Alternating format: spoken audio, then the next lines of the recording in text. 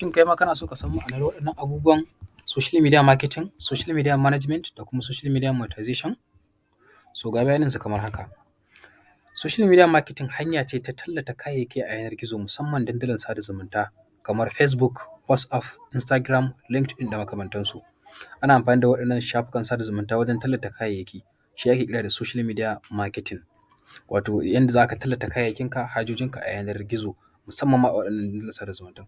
Kowanne kuma akwai dabarun da ake amfani da shi wajen tallata kayayyakin shi. Sannan sai na biyu social media management. Shi kuma ba komai yake magana a kai ba shine social media managers wasu mutane ne waɗanda aka ba su amanar wasu social media handles wato kamar Facebook, WhatsApp, LinkedIn, Instagram da makamantansu. Da yanda za su riƙa managing ɗin waɗannan social media accounts ɗin ta hanyar yin posting, comments, su rinƙa replying ɗin direct messages sannan kuma su rinƙa running ɗin adverts. So waɗannan su ne social media managers. Wannan aikin kuma da suke yi shi ne social media management. Sannan sai na ƙarshe shi ne social media monetization.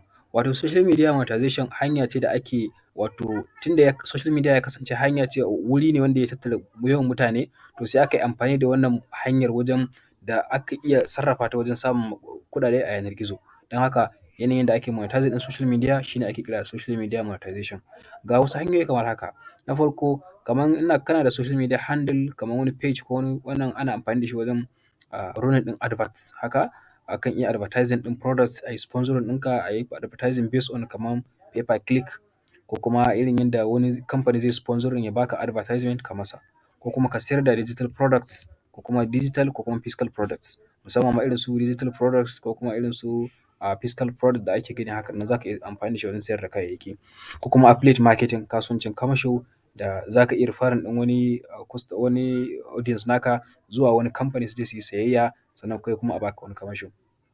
Sannan sai freelancing services na ƙarshe wato shi kuma wannan aikin ƙadago ne wanda kai ma za ka iya yin shi kamar dai yanda ake cewa za ka iya sayan kaya ka sayar. So shi ma wannan aikin ƙadago ne wanda za ka iya yi. To iya ɗaya daga cikin hanyoyin da za ka iya monetizing ɗin social media handle naka ko kuma page naka da makamantansu.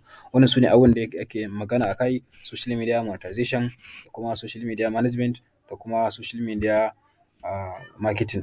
Don haka waɗannan su ne abubuwan da ake magana a kansu da fatan za mu ɗauka kuma da fatan za ku kasance tare da mu a wannan YouTube channel namu mai suna Mohiddeen Online. Muna muku godiya kuma da fatan za ku subscribe kuma ku share zuwa friends ɗinku.